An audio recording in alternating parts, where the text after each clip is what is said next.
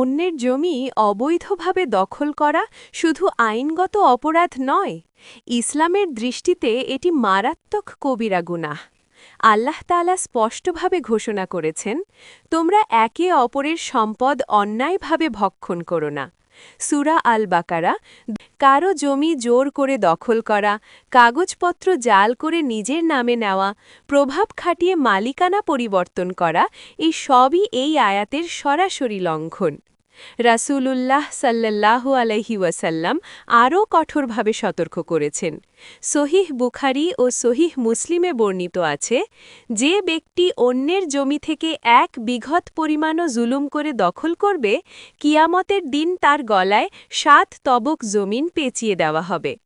ভাবুন, যে জমির জন্য মানুষ দুনিয়ায় লড়াই করছে, সেও জমি কিয়ামতের দিন শাস্তির শৃঙ্খল হয়ে গলায় ঝুলবে। অন্যের হক নষ্ট করে বানানো বাড়ি, অট্টালিকা, সম্পদ এসব বরকতহীন। দুনিয়ায় হয়তো প্রভাব আছে, ক্ষমতা আছে, কিন্তু আল্লাহর আদালতে কোনো সুপারিশ চলবে না।